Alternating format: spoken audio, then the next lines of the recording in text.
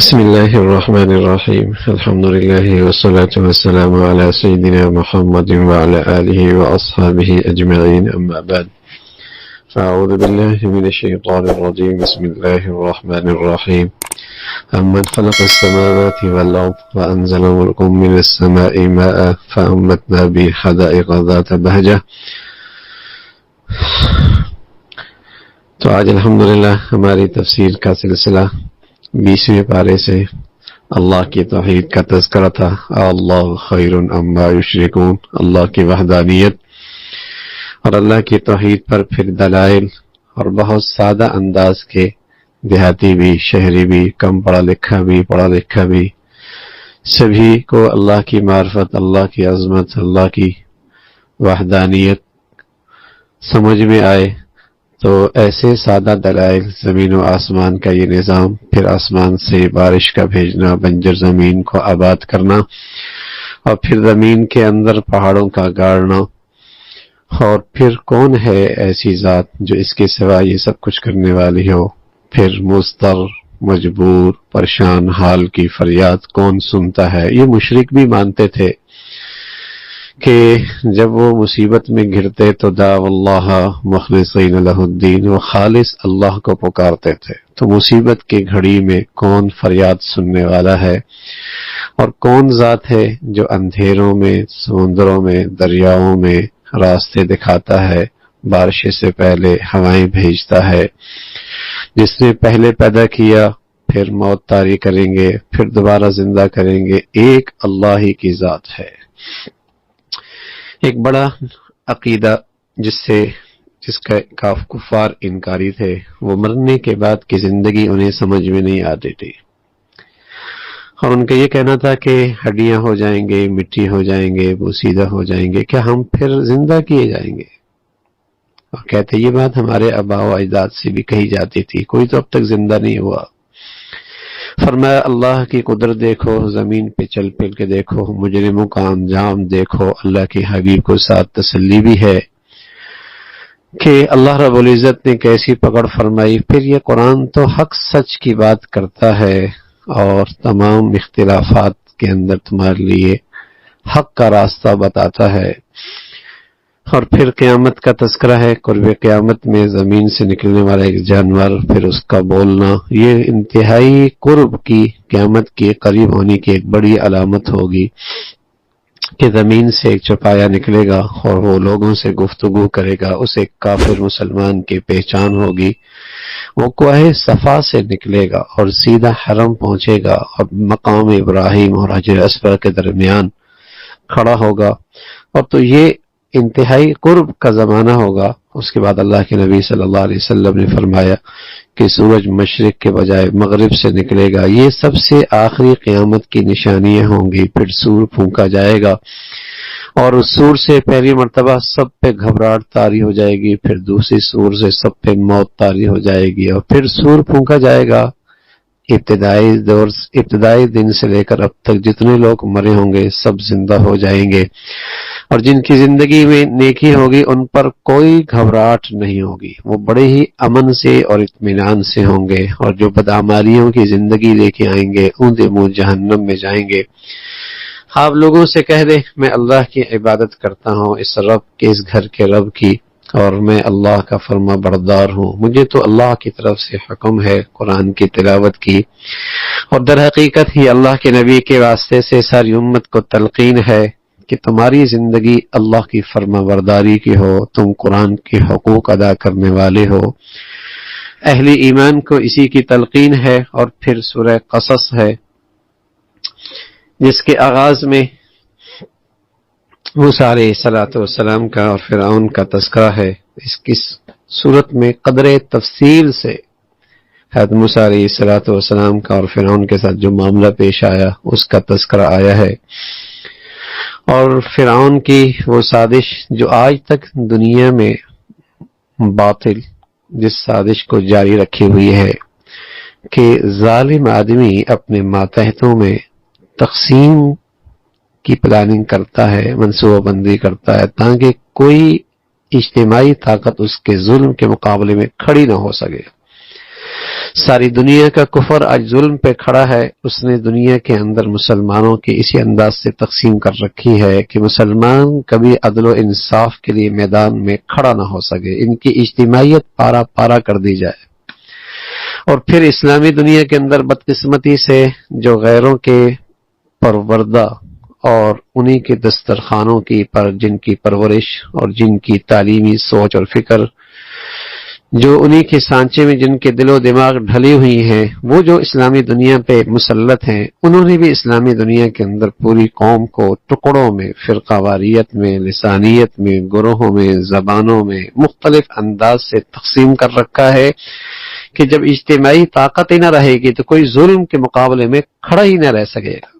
تو فرعون نے بھی اپنے ماتحتوں کے اندر اسی انداز سے، اور جو سب سے بڑی اقلیت تھی جسے اسے خطرہ تھا بنی اسرائیل سے، اور انہیں اسے پتہ لگا کہ اس میں سے ایک شخص کھڑا ہوگا اور جس سے میری حکمرانی اور میری حکومت کو زوال ہوگا، اس کے بچوں کو اس نے قتل کرنا شروع کر دیا، اور نہ جانے ہزاروں بچے اس نے قتل کر ڈالے، صرف اس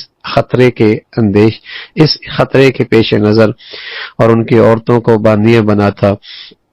اللہ اللہ ہے اور اللہ بہت بڑی ذات ہے۔ حضرت موسیٰ علیہ السلام پیدا ہوئی ہے، ان کی والدہ کو بھی یہ خوف ہوا ابھی کوئی ظالم کے کرندے آئیں گے، میرے ہاتھوں سے میرا دل کا ٹکڑا لیں گے اور میرے سامنے اس کے ٹکڑے کر دیں گے۔ اللہ کی طرف سے حکم آیا کہ تم موسیٰ علیہ السلام اس بچے کو ایک صندوق میں ڈالو اور پھر صندوق کو دریا کے حوالے کر دو، خوف نہ کرنا، غم کی کوئی بات نہیں، ہم تمہیں اس بچے کو تمہارے پاس واپس لوٹائیں گے۔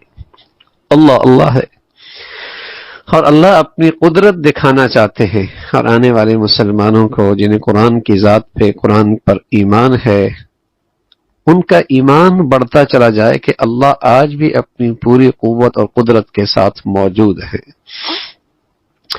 تو وہ اپنی سلطنت کے زوال کے لیے ہزاروں بچوں کو قتل کر رہا، اور جو اس کی زوال کا نشانی بننے والے ہیں، اللہ اس کی پرورش کا انتظام خود اپنی حفاظت میں اسی کے گھر میں کر رہے۔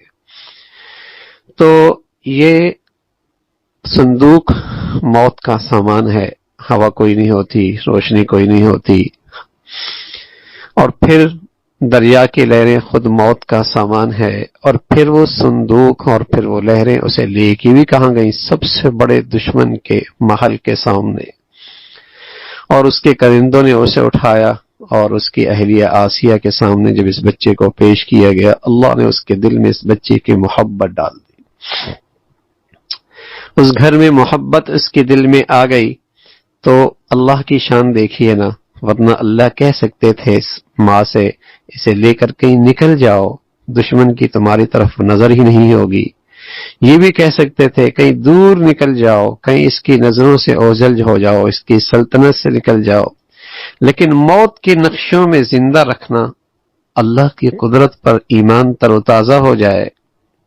اللہ یہ سبق، یہ سامان پیدا کرنا چاہتے تھے، یہ سامان پیدا کرنا چاہتے تھے۔ زندگی دینا چاہے تو موت کے نقشوں میں زندگی دے دے، موت دینا چاہے تو زندگی کے نقشوں میں موت دے دے، عزت دینا چاہے تو ذلت کے نقشوں میں کوئی رسوائی سے نہیں بچا سکتا، اور کوئی ذلت دینا چاہے تو کوئی عزت کے نقشوں کے اندر بھی رکھ کر کوئی رسوائی سے نہیں بچا سکتا، اور اللہ عزت دینا چاہے تو ذلت کے نقشوں اور رسوائی کی شکلوں کے اندر بھی اللہ عزت دے دے، کوئی نہیں روک سکتا۔ تو یہ اللہ کی قدرت ہے۔ آج ساری دنیا مادیت کی گرد اپنی سوچ و فکر بنائی ہوئی ہے کہ یہ مادیت ہی زندگی ہے، مادیت نہ ہونے سے موت ہے، اسی کے اندر زندگی اور موت کا سامان ہے۔ اللہ اسی مادی دنیا کے اندر یہ ایمان دینا چاہتے ہیں، یہ سبق اور یہ نصیحت دینا چاہتے ہیں کہ اللہ بہت بڑے، اللہ بہت بڑے ہیں۔ اللہ کی شان، بچہ گیا دودھ کسی کا نہیں پیتا، ماں کو بلایا گیا، کسی بھی طریقے سے ماں پہنچی، پتہ کوئی نہیں کہ یہ ان کی ماں ہے، بچے نے فوراً سینہ سے منہ لگا لیا، دودھ پینے لگ گئے۔ اللہ نے اپنا وعدہ پورا کر دیا کہ ہم بیٹا آپ کے حوالے کریں گے۔ تو یہ سارا نقشہ ہے حضرت موسیٰ علیہ السلام کی ابتدائی زندگی کا۔ پھر جوان ہوتے ہیں، اب کے ہاتھ سے ایک حربی قبطی اس کا خون ہوتا ہے. جو جنگ آپ کے مقابلے کا ہے، جنگی جنگ میں ہے، اس قبطی کا آپ کے ہاتھ سے خون ہوتا ہے. فرعونی اس پر غضبناک ہوتے ہیں. ان کی پارلیمنٹ میں قانون پاس ہوتا ہے، ایک قانون پاس ہوتا ہے اور ایک طے ہوتا ہے مشورے میں آپ کے قتل کا. وہاں سے اللہ رب العزت ایک بندے کو نکالتے ہیں جو آپ کا خیر خواہ بن کے آپ کو اس کی خبر کرتا ہے. آپ مصر سے نکلتے ہیں، مدین کی طرف رخ کرتے ہیں. مدین کی طرف جا کر آپ مسافر بن کے ایک جگہ پڑاؤ ڈالتے ہیں، اللہ کے سامنے فریاد کرتے ہیں کہ اے اللہ میں فقیر ہوں اور میں تیرے در کا محتاج ہوں، میں تیرے مدد کا طلبگار ہوں. اور وہاں جب پہنچتے ہیں تو دیکھتے ہیں کہ کچھ لوگ اپنی بکریوں کو پانی پلا رہے ہیں اور دو بچیاں ایک طرف کھڑی ہیں، اپنے جانوروں کو لے کر ایک کنویں پہ کھڑی ہیں. آپ نظریں چکا کر ان بچیوں سے پوچھتے ہیں کیا بات ہے؟ کہا مجمع اکٹھا ہے، جب یہ فارغ ہوتے ہیں پھر ہم اپنی بکریوں کو پانی پلاتی ہیں. ہمارے ابا بوڑھے ہیں، اس مجبوری سے ہمیں گھر سے باہر نکلنا پڑتا ہے. حضرت موسیٰ علیہ السلام دوسری طرف ایک کنویں پر بڑی چٹان تھی، آپ وہاں جاتے ہیں، اس چٹان کو ہٹاتے ہیں، اس بچیوں کو بکریوں کو پانی پلاتے ہیں. یہ بچیاں اور گھر جلدی پہنچتی ہیں. ابا پوچھتے ہیں کیوں خیریت جلدی آ گئی؟ تو یہ بتاتی ہے ایک شخص تھا بڑا ہی امانت دار تھا کہ انہوں نے ہماری طرف نظریں اٹھا کر بھی نہیں دیکھی. کسی کی عفت پاک دامنی پہ اس کا تحفظ یہ بھی امانت میں داخل ہے. نظریں اٹھا کے بھی نہ دیکھی، بڑا امین ہے. اور ابا سے کہنے لگے ابا اگر آپ نے کسی کو خدمت پہ رکھنا ہی ہے تو آپ انہیں خدمت پہ رکھیں. ان میں دو خوبیاں ہیں، لقوی امین. علماء نے لکھا ہے یہ بچیاں بڑی صاحب بصیرت تھیں، دور اندیش تھیں، عقل مند تھیں کہ اس چھوٹے سے معاملے سے ان کے اندر شخصیت کی پہچان آ گئی کہ بڑے ہی کارآمد آدمی ہیں جنہیں خدمت پہ رکھا جا سکتا ہے. اور دو خوبیاں جو ہر ماتحت کے اندر ہونی چاہیے، بلکہ ہر ماتحت کیا، اگر آدمی کسی بھی زندگی کے شعبے کے اندر قابل توجہ بننا چاہتا ہے، کسی بھی شعبہ زندگی میں قابل توجہ بننا چاہتا ہے اور لوگوں کی نظریں لینا چاہتا ہے اور لوگوں کے ہاں قابل توجہ رہنا چاہتا ہے تو اپنے اندر دو خوبیاں پیدا کر دے. ایک صلاحیت پیدا کر دے، دوسری دیانت پیدا کر دے. صلاحیت پیدا کر دے، دیانت پیدا کر دے. اسی طرح کہ آپ اپنے ماتحت رکھ رہے ہیں، کسی شعبے میں رکھ رہے ہیں، دو چیزوں کو دیکھ رہے ہیں، اس کے اندر اس کام کی اہلیت بھی ہونی چاہیے اور دیانت بھی ہونی چاہیے. دیانت ہے، اہلیت نہیں ہے تو ظاہر ہے اس کی نیکی اپنی جگہ لیکن تمہارے کام کا نہیں ہے. اور اہلیت بہت ہے، دیانت نہیں ہے تو اس میں تمہارا نقصان ہے. کسی وقت بھی کچھ بھی کر سکتا ہے اور بڑے سے بڑا نقصان کر کے تمہیں ہوا بھی نہ لگنے دے اور نقصان کر جائے. تو اس لیے ماتحت رکھنے میں، اپنے شعبے میں رکھنے کے لیے یہ دو خوبیاں ہیں، اہلیت بھی ہو، دیانت بھی ہو. اور تمہیں بھی اگر زندگی میں کہیں توجہ لینی ہے، کسی شعبے میں لوگوں کی توجہ لینی ہے اور اپنے آپ کو کارآمد بنانا ہے اور دکھانا ہے تو اپنے اندر دیانت پیدا کرو اور اپنے اندر اہلیت پیدا کرو. پھر اسلام میں دیانت کا مفہوم بہت وسیع ہے. تم اللہ کے حق میں بھی خیانت نہ کرنا، مخلوق کے حق میں بھی خیانت نہ کرنا. اور ہمارا ایمان ہے بھائی، یہ ہمارا ایمان ہے، جو اللہ کے حق میں دیانت نہیں کرتا وہ مخلوق کے حق میں کبھی دیانت دار ہو ہی نہیں سکتا. اس کے کبھی وہ ممکن ہے زندگی کی کسی حصے میں اپنے مفادات کے خاطر وہ دیانت کا مظاہرہ کرے، مصنوعی طور پہ دیانت دار لگے، لیکن اسی زندگی کے کئی حصے میں وہ ایسی خیانت کر رہا ہوگا کہ اس کی اس دیانت اور خیانت میں ایسا لگتا ہے کوئی جوڑ ہی نہیں، ایسا لگتا ہے یہ دونوں ایک شخصیت سے ہو ہی نہیں سکتی. اس لیے جب تک کوئی شخص اللہ کے حق میں دیانتدار نہیں ہوگا، مخلوق کے حق میں وہ دیانتدار ہو ہی نہیں سکتا. تو یہ بنیادی صلاحیتیں ہیں دیانتداری ہونا. اور بہت کچھ ہمیں پھر آگے حضرت موسیٰ علیہ السلام کا تفصیلی تذکرہ ہے. اللہ رب العزت نے آپ کو معجزہ عطا فرمایا اور پھر آپ کو لاٹھی دی اور وہ اجزا بن جاتی، اور پھر آپ اپنے ہاتھ کو نکالتے گریبان سے، وہ چمکتا ہوا نظر آتا۔ فرعون کے پاس اللہ کی دعوت دینے کے لیے آئے اور اس نے سرکشی کا مظاہرہ کیا اور اس نے اللہ کی شان میں گستاخی کی، اور یہ سب اس کے اندر کا تکبر اور غرور تھا، اس کا تذکرہ فرمایا۔ پھر اللہ رب العزت نے بتایا کہ موسیٰ علیہ السلام کو اللہ نے کتاب دی، پھر بنی اسرائیل نہ مانے، اللہ رب العزت نے ان کی پکڑ فرمائی، اس کا تذکرہ فرمایا ہے۔ تو یہ تفصیلی واقعہ ہے، اور اس واقعے سے ہمارے بزرگ تھے مولانا حفظ الرحمان رحمۃ اللہ علیہ، بہت بڑے محدث مفسر گزرے ہیں، انہوں نے اس واقعے کے متعلق کچھ بہت ہی اہم باتیں ارشاد فرمایا کرتے تھے کہ انسان مصائب میں اور آلام میں جب صبر کرتا ہے تو پھر اللہ رب العزت اسے دنیا میں اور آخرت میں عروج عطا فرماتے ہیں، ترقی نصیب فرماتے ہیں۔ دنیا اور آخرت کی ترقی کے لیے ایک بنیادی جوہر ہے ثابت قدمی، صبر کا مظاہرہ۔ اور اسی طرح جب آدمی اللہ کی ذات پہ بھروسہ کرتا ہے اور اللہ کی ذات پہ اعتماد کرتا ہے تو اللہ کی سنت یہی ہے، اللہ اس کے لیے راستہ نکالا کرتے ہیں۔ اور جب بھی کوئی شخص اللہ کی محبت میں اور اللہ کی ذات کی پر ایمان میں سچا ہوتا ہے تو پھر اس کے لیے بڑے سے بڑا دشمن اور بڑے سے بڑا باطل، اس کی طاقت کی کوئی قدر و قیمت نہیں ہوتی، وہ سب اس کے سامنے ہیچ نظر آتے ہیں۔ اور پھر بنی اسرائیل کی غلامیت کا تذکرہ، غلامیت کا ایک بڑا اثر ہے کہ آدمی کے اندر ہمت، حوصلہ، عزم، اس کا بیج ہی مر جاتا ہے۔ غلامیت کے اندر رہ کر اس کا ایک بہت بڑی نحوست ہے، آدمی کے اندر ہمت، حوصلہ اور عزم، یہ روح ہی ختم ہو جاتی ہے، اور آزاد لوگوں کے اندر ہمت، حوصلہ اور عزائم، بلند عزم، یہ ان کے اندر یہ چیزیں پروان چڑھتی ہیں۔ اس کا تذکرہ ہے۔ پھر رسول اللہ صلی اللہ علیہ وسلم کو تسلی ہے کہ اللہ رب العزت نے آپ کو کتاب دی، اور اگر یہ نہیں مانتے اور اپنے خواہشات کے پیروکار ہیں تو پھر ان کی گمراہی کا وبال انہی پر ہے۔ اسی کا تذکرہ فرمایا، آپ کا کام اللہ کا پیغام دینا ہے، ہدایت کا اختیار اللہ کے پاس ہے۔ آپ راہ تو دکھا سکتے ہیں لیکن صراط مستقیم پہ لے کے آنا یہ آپ کا اختیار نہیں ہے۔ آپ دعوت اور پیغام تو دے سکتے ہیں، اور ہدایت کا قبول کرنا یہ تو اللہ کی طرف سے توفیق کی بات ہے، اور اللہ کی سنت اس میں یہی ہے، واللہ یہدی الیہ من ینیب، جو دل کی سچی طلب لے کے آتا ہے اللہ اسے یہ عظیم سعادت اور عظیم الشان نعمت اور ہدایت کی دولت عطا فرماتے ہیں۔ اسی کا تذکرہ ہے۔ پھر اللہ رب العزت نے فرمایا، جو آخرت میں اللہ سے ملاقات چاہتا ہے اور جو دنیا ہی کے اندر سب کچھ، دنیا ہی کی زندگی کو، مال و متاع کو سب کچھ سمجھتا ہے، کیا اللہ ان دونوں کے ساتھ یکساں معاملہ کریں گے؟ ایسا ہرگز نہیں۔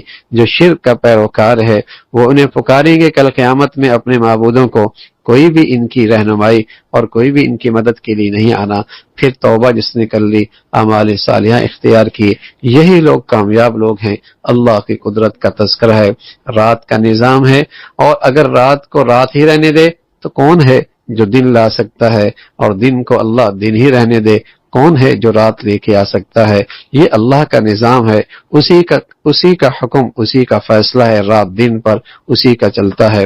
پھر فرعون کی طرح ایک بڑا ہی متکبر اور بہت بڑا اپنے وقت کا سرمایہ دار قارون کا تذکرہ ہے، اور جیسے مال و دولت نے انتہائی درجے کی تکبر میں مبتلا کر رکھا تھا اور انتہائی درجے کا احسان فراموش تھا، اس کا تذکرہ ہے کہ کس طریقے سے اس نے اللہ کی نعمتوں کے اندر احسان فراموشی کا مظاہرہ کر کے زمین میں فساد برپا کر رکھا تھا، اور جب اسے اللہ کے راہ میں خرچ کرنے کی تلقین اور پیغام دعوت دی جاتی تو کہتا یہ سب میرا ہنر ہے، میرا کمال ہے۔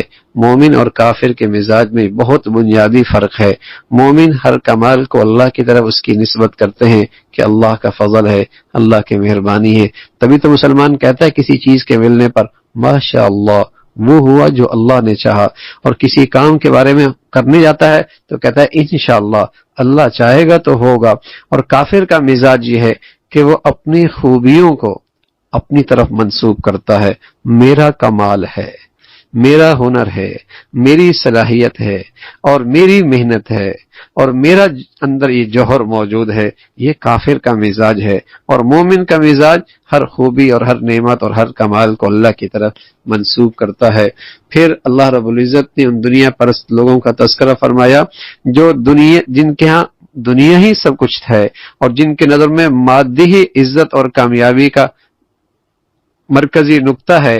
جب انہوں نے قارون کو اس حال میں دیکھا تو اسے دیکھ کر رال ٹپکانے لگے، رش کرنے لگے اور کہنے لگے کاش کہ جو اسے ملا ہے ہمیں بھی ملتا، کاش کہ اسے جو ملا ہے ہمیں بھی ملتا۔ دنیا پرستوں کے ہاں دنیا چونکہ سب سے بڑی چیز ہے اور ان کے ہاں کامیابی کا مرکزی نقطہ مال و دولت ہی ہے اور مادیت کے نقشے ہی ہیں، وہی ان کے ہاں فلسفہ ہے کامیابی کا اور وہی ان کے ہاں عزت کا معیار ہے اور ان کے ہاں مادی نقشے ہی عزت کے پیمانے ہیں۔ تو انہیں یہ جب نقشے جب قارون میں دیکھے تو رش کرنے لگے، کہنے لگے کاش کہ یہ چیزیں ہمیں بھی ملی ہوتی۔ تو اللہ رب العزت نے ان لوگوں کا تذکرہ فرمایا جنہیں اللہ رب العزت نے علم کی دولت نصیب فرمائی تھی، جنہیں اللہ رب العزت نے ایمان کی دولت نصیب فرمائی تھی، جنہیں اللہ نے بصیرت کی دولت نصیب فرمائی تھی۔ انہوں نے کہا تف ہو تم پہ، کس شخص پہ رش کر رہے ہو؟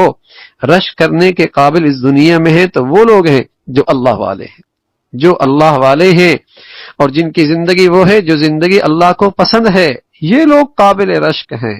ان جیسے ہونے کی تمنا کرو کہ کاش کہ ہم ایسے ہوتے۔ اور آج مسلمانوں کا حال دیکھیے، کنہیں دیکھ کر رش کرتے ہیں اور کنہیں دیکھ کر کمزور سمجھتے ہیں، ذلیل سمجھتے ہیں، نادان سمجھتے ہیں۔ آج مسلمانوں کا طرز سوچنے کا طرز اور ان مسلمانوں کی فکر بھی بدقسمتی سے وہی ہونے لگی ہے جو کبھی غیروں کی ہوا کرتی تھی۔ حالانکہ اللہ کے مقبول بندوں کی زندگیاں ایسی ہیں، آدمی رش کرے کاش کہ اللہ ہمارے بچوں کو ایسا بنا دے، ہماری اولادوں کو ایسا بنا دے، ہمارے گھروں کے اندر بھی ایسی دینداری، یہ قابل رشک چیزیں ہیں۔ اس کا تذکرہ پھر جب اللہ رب العزت نے قارون کو اس کے تمام تر خزانوں کے ساتھ اور محل کے ساتھ زمین کے اندر دھنسایا تو یہ جو رش کر رہے تھے ان کی آنکھیں کھلی اور کہنے لگے اللہ کا فضل نہ ہوتا تو آج اس مصیبت اور عذاب میں ہم بھی گرفتار ہوتے۔ اسی کا تذکرہ ہے۔ پھر اللہ نے ایک ضابطہ اور قانون قیامت تک آنے والے لوگوں کو سنا دیا کہ جو بھی دنیا کے اندر بڑائی چاہے گا اور فساد چاہے گا، تکبر اور غرور کرے گا، اپنی برتری چاہے گا، اس کے لیے آخرت نہیں ہے۔ آخرت تو پرہیزگار لوگوں کے لیے ہے، متقی لوگوں کے لیے، کامیابی ان لوگوں کے لیے ہے۔ پھر آپ علیہ الصلوۃ والسلام کے لیے ایک پیشن گوئی فرمائی، آپ مکہ تشریف لائیں گے، اس پیشن گوئی کا تذکرہ ہے۔ اور پھر آپ تشریف لائے جو خود بہت بڑی آپ کی نبوت کی سچائی اور آپ کی رسالت کی سچائی کی گواہی ہے، اس کا تذکرہ۔ پھر سورہ عنکبوت ہے، آغاز میں اس بات کا تذکرہ ہے اللہ والے انبیاء علیہ الصلوۃ والسلام حضرات صلحاء اس دنیا کے اندر دین کی خاطر انہیں ازمائش کے گھاٹیوں سے گزرنا پڑتا ہے اور گزریں گے اور گزرتے رہیں گے۔ یہ دنیا میں اللہ کی سنت رہی ہے۔ اہل ایمان حتیٰ کہ انبیاء علیہ الصلوۃ والسلام اور اللہ کے اولیاء اور اللہ کے دوست اور اولیاء اتقیاء اور صلحاء وہ ان ازمائش کے گھاٹیوں سے گزرے ہیں اور یہ سنت اللہ کی دنیا میں جاری رہی ہے۔ اور اس کی ایک بہت بڑی حکمت یہ ہے کہ ازمائش کے گھاٹیوں میں منافق کا نفاق کھل کے آتا ہے، منافق کا نفاق کھل کے آتا ہے، پتہ چل جائے سر کی آنکھیں رکھنے والوں کو یہ اہل نفاق ہیں اور یہ اہل اخلاص ہیں اور یہ ایمان والے ہیں، اس کی پہچان ہو جائے۔ اس قسم کی ازمائشی زندگی میں ایمان اور دین کے خاطر اٹھانی پڑتی ہیں۔ پھر والدین کے ساتھ حسن سلوک کی تلقین ہے۔ ہاں یہ بتایا اگر وہ گناہ کی بات کہیں، شرک کی دعوت دیں تو لا طاعت المخلوق فی معصیت الخالق، اور مخلوق کی ایسی اطاعت کی اجازت نہیں جس میں خالق اور مالک کی ناراضگی اور نافرمانی ہوتی ہو، اس کا تذکرہ۔ پھر حضرت نوح علیہ الصلوۃ والسلام کی آزمائشوں کا تذکرہ۔ صدیاں گزر گئیں اللہ کا پیغام دینے میں اور آزمائشوں کی زندگی گزارتے صدیاں گزر گئیں، اس کا تذکرہ ہے۔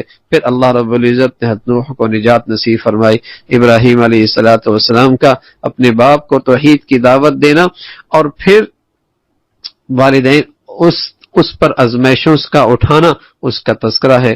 پھر قوم لوط کی طرف فرشتوں کا آنا، اور درمیان میں حضرت موسیٰ حضرت ابراہیم علیہ السلام کو خوشخبری دینا، اور پھر قوم لوط کی بےہودگی اور ان کی بے حیائی کا تذکرہ فرمایا، کس طریقے سے وہ گھٹیا حرکت کیا کرتے تھے اور بے حیائی کے آخری درجے پہ تھے.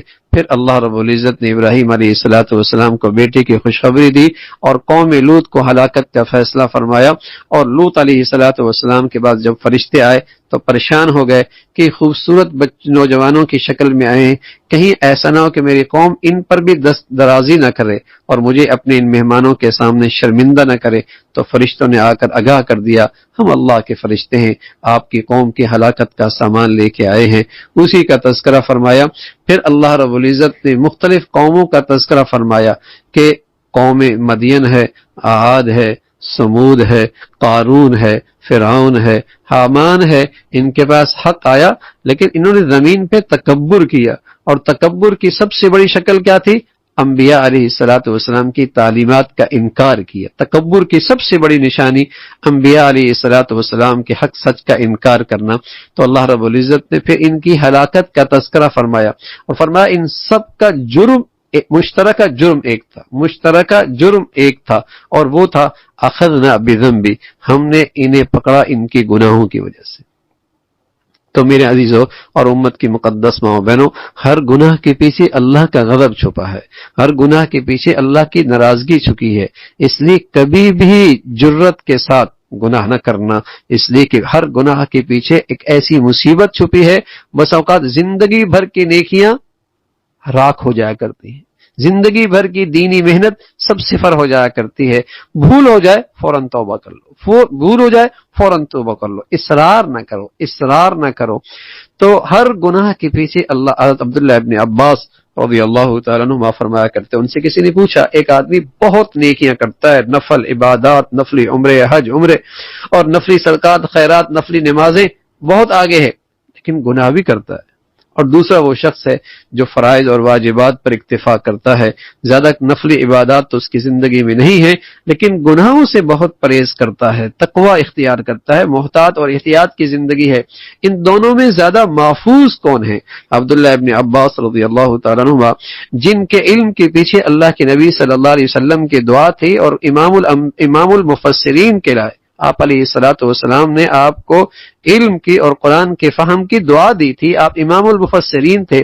فرمانے لگے جو شخص کثرت سے نفلی عبادات کرتا ہے لیکن گناہ بھی کرتا ہے، یہ ہمیشہ خطرے میں ہے. اس لیے کہ کسی بھی گناہ کے پیچھے کوئی ایسا غضب اللہ کا آئے تو ساری زندگی کی نیکیاں سبھی ضائع ہو جائیں. محفوظ وہ ہے جو پرہیزگاری کی زندگی اختیار کرتا ہے. تو یہاں ایک اللہ رب العزت نے ایک پیغام دیا کہ ساری قومیں جن کی ہلاکت کے تذکرے تم سنتے آئے ہو اور بڑے بڑے جابر حکمرانوں کے تذکرے تم نے سنے ہیں اور بڑے بڑے سرمایہ داروں کی زندگیاں تم نے سنی اور دیکھی ہیں، ان سب کی ہلاکت کی وجہ اخذنا بذنبی، گناہ کی وجہ سے. بعضوں پر ہم نے ایسی چیخ آواز بھیجی جس سے کلیجے پھٹ گئے، بعضوں کو ہم نے زمین کے اندر دھنسا دیا، بعضوں کو ہم نے سمندر میں غرق کر دیا، اور یہ سب ان کے اپنے کیے کے